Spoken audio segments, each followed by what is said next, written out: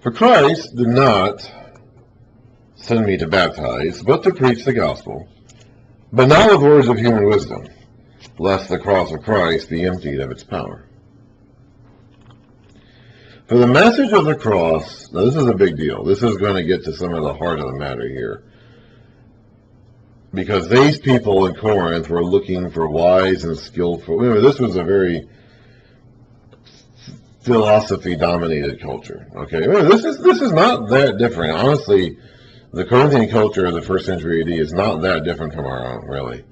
And they prized education, they prized social status, they prized sophistry, they prized rhetoric, oratory, speaking skills. And the smarter you sounded when you spoke, the more they liked you.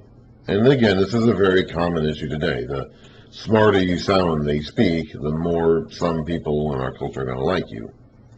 We've seen that play out in our politics the last 20 years now, haven't we? So we all are, everyone who's listening to my video at this point in time, I'm making this video on the afternoon of December 6, 2024, whenever I upload it, 3 years from now, who knows. But anyone listening to my voice, to my video in the future, when I finally post this thing, is going to know what I'm talking about, because we've all lived it, and throughout our lifetimes, since the beginning of the century, and even beyond. But just in the last 20 years, we can see this concept play out very clearly in front of our eyes every single day. The message of the cross is foolishness to those who are perishing. So those who don't believe, those who are on the outside, those who want to be on the outside. He talked about this in 2 Thessalonians. Those who believe the lie, who want to believe the lie. They don't want to come to the truth. They're content believing whatever they want to believe. They're going to perish, but they're fine with that, because that's what they want. And to them, the message of the cross is foolishness. They don't see any value or wisdom in that at all. But to us, and it would be the most horrifying thing possible. I mean, it would be like comparing, like putting yourself in the position where, my great hero is someone who was captured and executed by a terrorist group. It's like that would be a very shameful, horrifying thing. So that does go against the normal human tendency of wanting to be high and mighty and to associate with the high and mighty. So it's foolishness to those who are perishing, those who have not accepted the message, those who are on the outside, especially those who want to be there, who have chosen, as in 2 Thessalonians 2, to believe the lie. This is foolishness. This is nonsense. But to us who are being saved, it is the power of God. For it is written, I will destroy the wisdom of the wise, the intelligence of the intelligent I will frustrate. That's Isaiah 29:14. Where is the wise man? Where is the scholar? Where is the philosopher of this age? Has not God made foolish the wisdom of the world?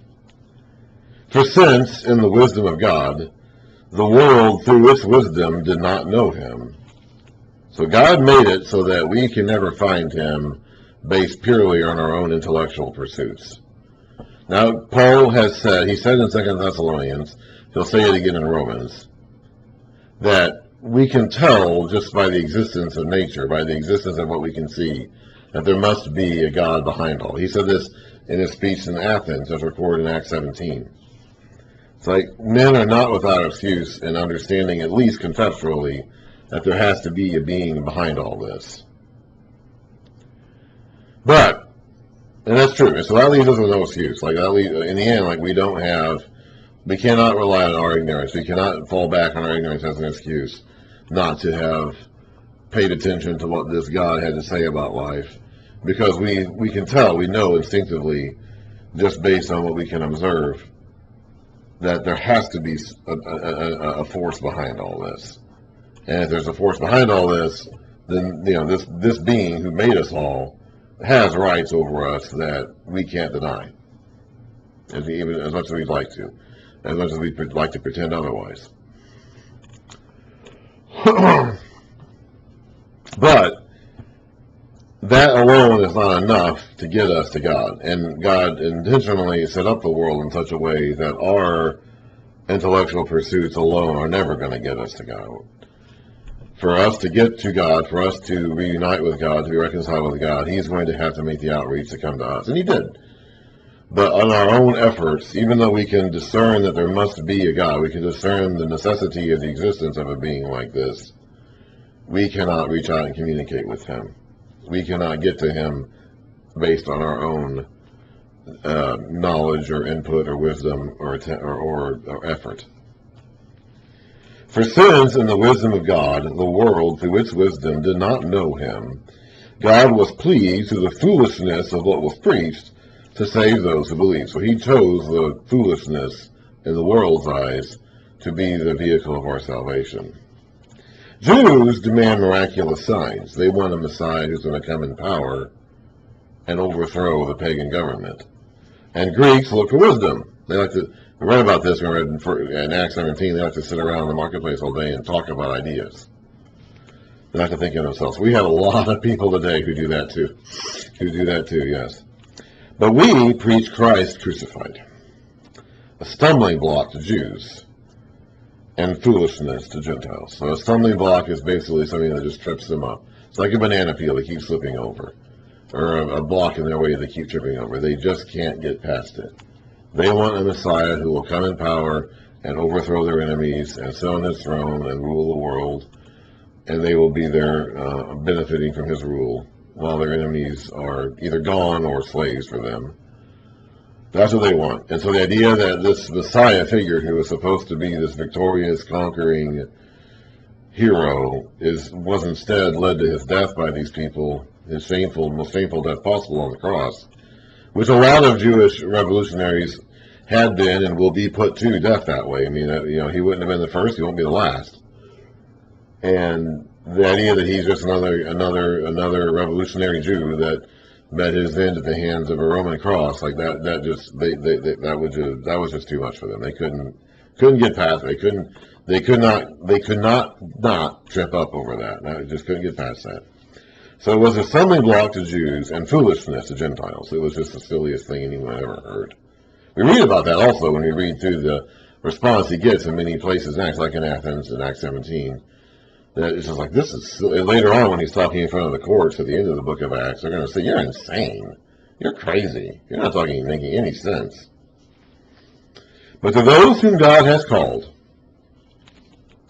both Jews and Greeks, Christ is the power of God and the wisdom of God.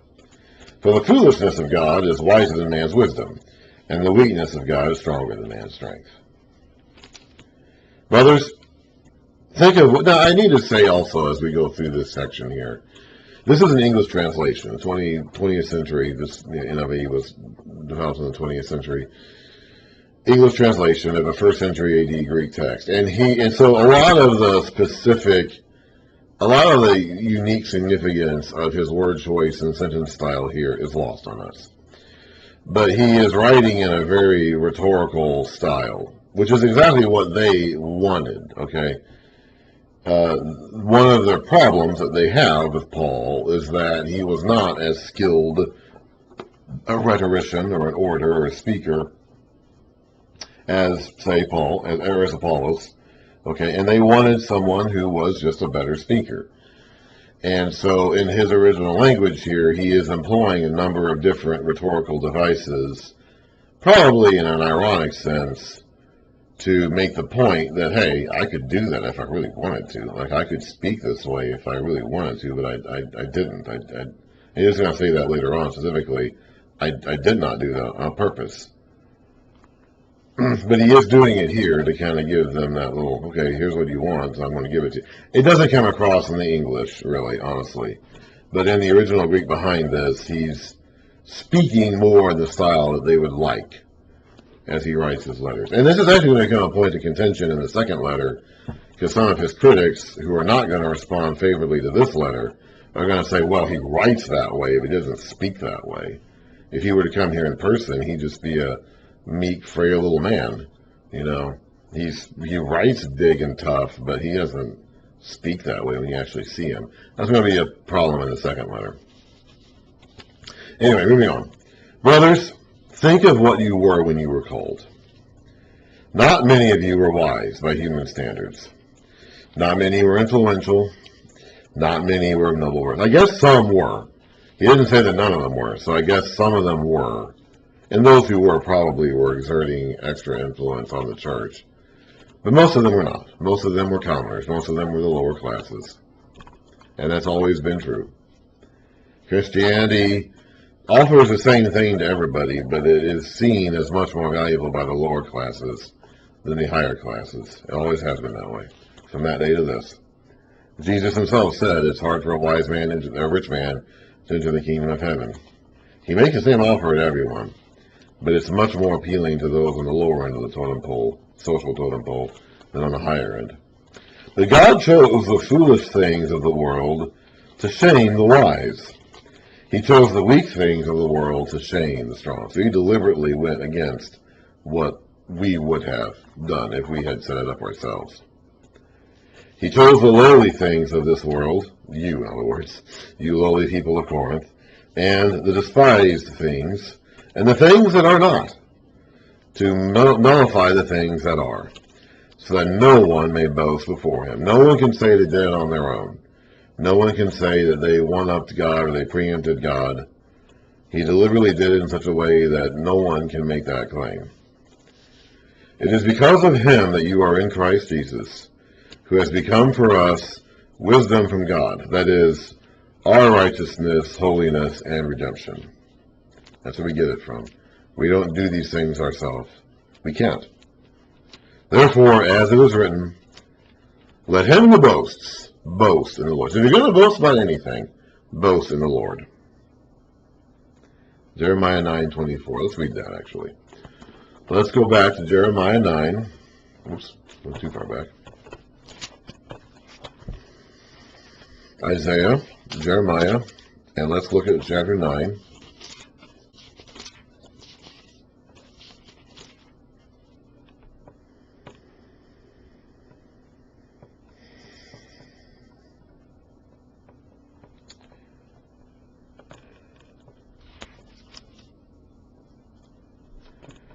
Chapter 9, Jeremiah chapter 9, starting in verse 23.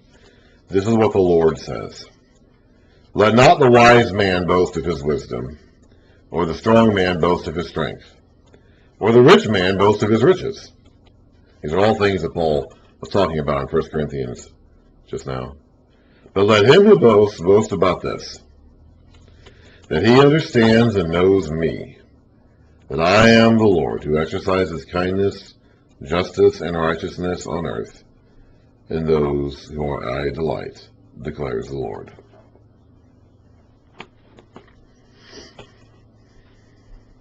Therefore, as it is written, let him who boasts, boast in the Lord.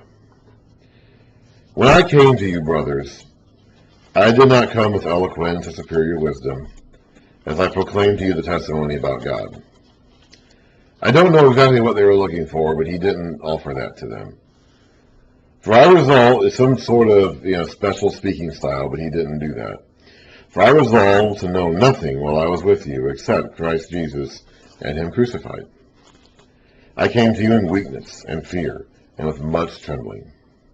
My message and my preaching were not with wise and persuasive words, but with the demonstration of the Spirit's power, so that your faith might not rest on men's wisdom, but on God's power. So I didn't make it about me. Maybe he could have. Maybe he could have spoken with a high-flowing, highfalutin, rhetorical speaking style. Maybe he was capable of that. He just didn't do it. Maybe. I don't know. He's doing some of it here in the original language of this part of the letter. So maybe he could. Maybe he did have that in him, and he just deliberately chose not to. But he was going to not do that one way or another. He was going to preach only the message of Christ crucified, so that you weren't being drawn to him through some of these, more exotic things that ultimately aren't necessary. He's speaking about a guy who was put to death outside a Roman city, or outside the Jewish city in a Roman territory, in Jerusalem, in Judea. It's like, this would be a foolish thing to preach. It's like, who who would care about this? Okay, he has a difficult enough task convincing them of this message just by the sheer nature of the message. It's like, who would be moved by it? The fact that anybody was moved by it at all is a pretty clear sign that there's something powerful behind this message that goes beyond just what we would normally expect. We do, however, speak a message of wisdom among the mature. But it is not the wisdom of this age, nor of the rulers of this age who are coming to nothing. So this is all going to come and go, and this is not the message that we're speaking. No, we speak of God's secret wisdom, a wisdom that had been hidden, and that God destined for our glory before time began. So there is wisdom to be found here. If you're wanting wisdom, if you want to be wise, if you want to have knowledge, it's there. It's there. You're looking for it in the wrong places, but it's certainly there. God has it, and he has hidden it and has revealed it now. None of the rulers of this age understood it, for if they had, they would not have crucified the Lord of glory. So the entire plan was predicated on nobody knowing what was going on until after it happened. This even goes back to the garden, when he said to the snake in Genesis 3:15, your seed and the woman's seed will be at enmity with each other, and you'll bruise his heel and he'll crush your head. Okay, if the serpent had known what the plan was, he wouldn't have had Jesus executed. He wouldn't have entered into Judas and led him to betray Jesus and put Jesus on the cross. Because by doing so, the serpent ends up crushing his own head. It's kind of like the impression I get is that the serpent bites the heel of the woman's seed, Jesus, but in the process, he puts himself in a position where he gets his head stepped on. If he had known that that was a plan, he wouldn't have done it. He wouldn't have allowed himself to be defeated that way. If the rulers of this age had known what they were doing, they wouldn't have done it. The best way to defeat your enemy is to get him to defeat himself. And that is what God did. And by doing so, he has silenced forever those who would put their wisdom and their knowledge and power ahead of his. However, as it is written, no eye has seen, no ear has heard, and no mind has conceived what God has prepared for those who love him. That is in Isaiah 64:4. But, Paul says now, God has revealed it to us by his Spirit. And that is what he's revealing to them through his message. The Spirit searches all things, even the deep things of God. For who among men knows the thoughts of a man, except the man's spirit within him? In the same way, no one knows the thoughts of God except the Spirit of God. We have not received the spirit of the world, but the Spirit who is from God, that we may understand what God has freely given us. This is what we speak, not in words taught us by human wisdom, but in words taught by the Spirit, and expressing spiritual truths in spiritual words, or expressing or interpreting spiritual truths to spiritual men. The man without the Spirit, now this goes back to what Jesus was saying to Nicodemus in John 3 about being born from above.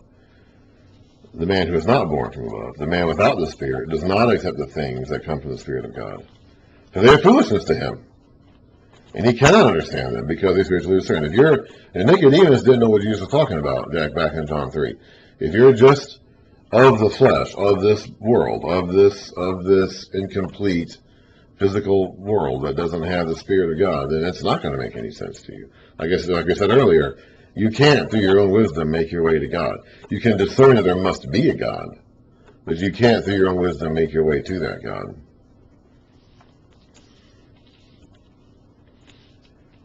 The spiritual man makes judgments about all things, but he himself is not subject to any man's judgment. And Paul will address this point later when he talks about bringing each other to court and things like that in 1 Corinthians 6.